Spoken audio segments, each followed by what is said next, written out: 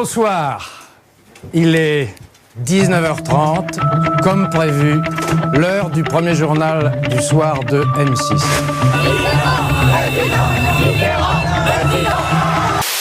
Mesdames, Messieurs, ce matin, j'ai reçu un courrier de mon avocat. On essaye de m'assassiner, on veut m'empêcher de présenter cette émission. Mais je vous le dis, ne vous laissez pas abuser, j'irai jusqu'au bout. Je ne céderai pas, je ne me retirerai pas de cette émission. J'irai jusqu'au bout. Vous ne vous y attendiez pas, hein? On a essayé de m'assassiner médiatiquement. Journalistes, réseaux sociaux, mais je m'en remets dorénavant aux téléspectateurs. C'est dommage.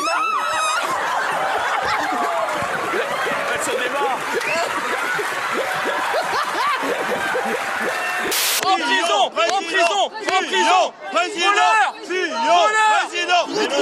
T'as volé Fillon! T'as volé Fillon! T'as volé! Tu votes pour qui? Tu votes pour les gens qui volent! Ça! Vous payez des impôts! Mais pour qui? Moi je suis pour Fillon! Fillon, madame, président! Pourquoi ce serait pas Hamon qui se désisterait pour Mélenchon? Pourquoi ce serait pas Hamon?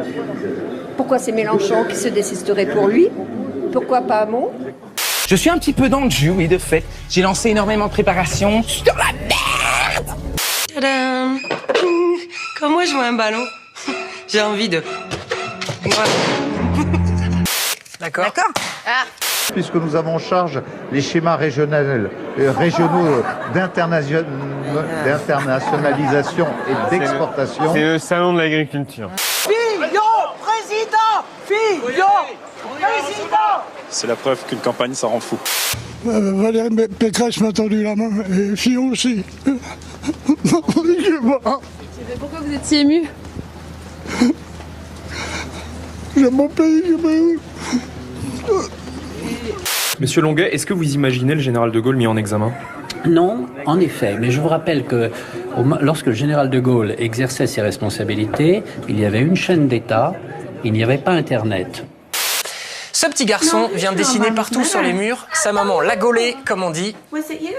Mais c'est pas moi.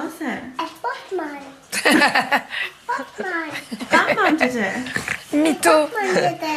La corruption et les emplois fictifs sont une tradition nationale. Enfin, je vous rappelle quand même qu'on a un président de la République qui a été condamné pour ça, on a un Premier ministre qui a été condamné pour ça, et j'en passe, voilà. Donc on savait très bien que ce type d'affaires allait continuer, qu'on allait en avoir d'autres.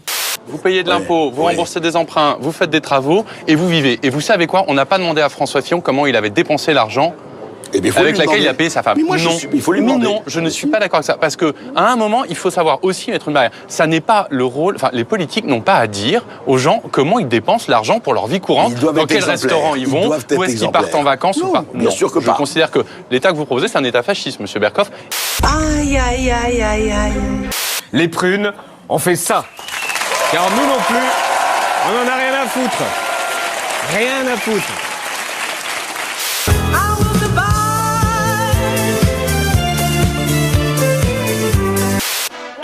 En Australie, on a assisté au combat de lutte du siècle chez les poussins.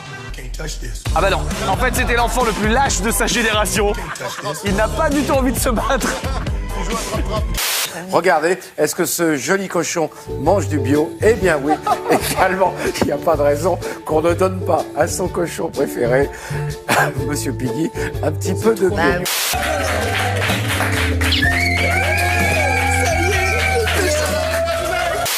Oui, mais les femmes, quand elles rentrent chez elles le soir à 19h, elles n'ont pas 2 heures devant elles pour cuisiner. Mais non, par contre, on a 2h40 par jour pour regarder Facebook. Oh, le clash! Le clash! On se clash! Ça, c'est bien! We are determined to knock out Saddam Hussein's nuclear bomb potential. On n'a aucun drame dans notre génération. Là, Il n'y a aucun drame à Alep. Il ne s'est rien passé à Alep. La guerre fait partie. Aucun drame. Bernard-Henri Lévy, la guerre fait partie. Il n'y a aucun drame à Alep. Et vous passez votre temps. Vous êtes allé voir un jour les camps de réfugiés en Libye, en Jordanie? They are complete pathetic maggots. Vous avez interrogé une fois une de ces familles de réfugiés syriens qui sont partis sous les bombes au phosphore, qui se sont fait massacrer sous les gaz chimiques. Alors arrêtez de dire qu'il n'y a pas de drame à notre époque. Cela est un drame sans nom. Je veux pas qu'on se prenne la tête, mais putain, mais moi non plus. Julien et Kevin me sortent par les trous de balles, j'en peux plus d'eux. L'inventeur du siècle est indien, il a trouvé la solution en cas de panne de batterie en voiture, plus fort qu'un essuie-glace. Vous connaissez tous ce slogan. Si je vous dis avec Carrefour, je positive, vous le connaissez tous. Je peux continuer à aligner comme ça les slogans publicitaires. Et non seulement on s'en souvient, mais on s'en souvient avec le sourire, comme quelque chose d'amusant. Parce que c'est quelque chose qui est positif pour nous. Pourquoi ? Parce que ça a fait l'objet d'un matraquage massif. Et c'est ça que ce psychologue a étudié et a prouvé dans les années 60. Quand vous exposez des êtres humains de manière répétitive à toujours le même item, on finit par avoir artificiellement une opinion positive de l'intérêt et de la curiosité.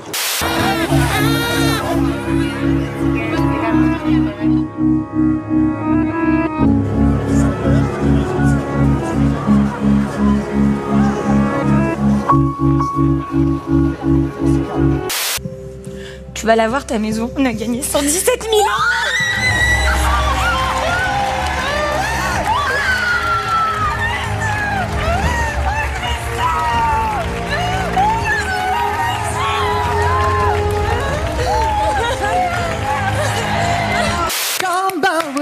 What it does to me, where out you go, 'cause I love them so.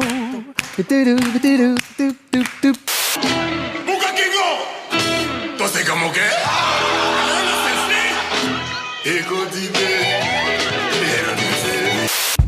Yeah, she's so real, my lady. Well, the chimes of my kingdom ring, and the Lord has advised me to do my thing. Yeah. Et on va continuer à vous informer, c'est promis.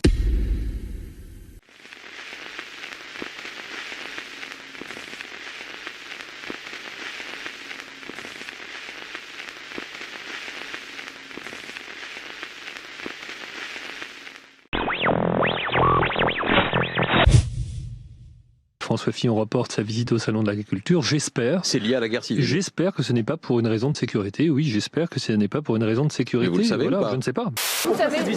Mais je n'en sais rien, monsieur. Je sors de ma voiture et je ne sais rien. C'est vous qui savez tout. Là, il va visiter le Salon de l'Agriculture. 3 minutes avant, on dit qu'il va être mis en examen. Il y a quand même, pardonnez-moi de le dire, un acharnement, j'allais dire thérapeutique, parce que je suis médecin. C'est une machination qui est orchestrée depuis l'Élysée. Enfin, excusez-moi, faut pas se cacher derrière son petit doigt. Vous avez des preuves de ce que vous dites ? François Hollande a été un très mauvais président de la République, mais je pense qu'il est très machiavélique. La justice parle à Mediapart et Mediapart parle à la justice. Et ce n'est plus la justice que j'ai connue et que j'ai appris sur les bancs de la faculté. Tous les élus républicains, à part ce petit noyau, savent que c'est terminé. Par le passé, il était hors de question d'avoir des ministres mis en examen. On voit mal comment on peut avoir un président de la République élu mis en examen.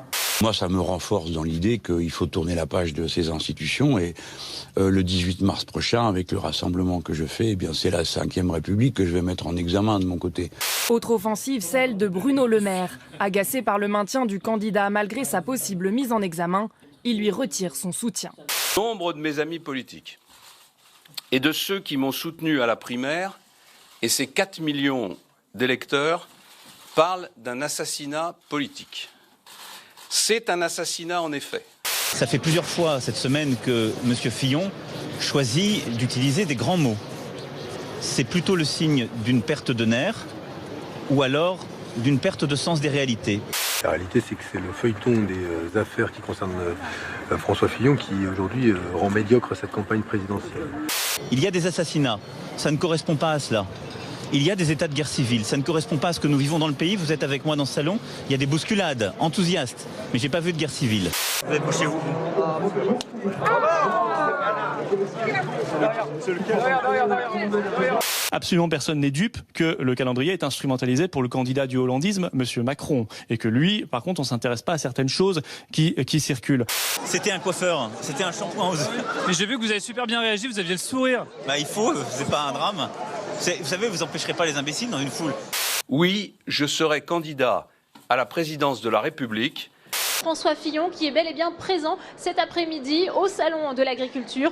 Un petit passage obligé chez Joséphine. Vous vous souvenez de Joséphine, Fine, c'est la vache, là voilà, avec donc une petite caresse. La campagne comme si de rien n'était alors que les centristes de l'UDI décident de suspendre leur participation à la campagne de François Fillon. Un accord devait être officialisé demain matin. Le premier grand discours de Donald Trump devant le Congrès américain. Discours plutôt tempéré, disent les spécialistes. Il a souhaité une réforme du système de l'immigration en prenant l'exemple du Canada et des États-Unis. Donald Trump veut s'inspirer du modèle canadien basé sur l'immigration choisie.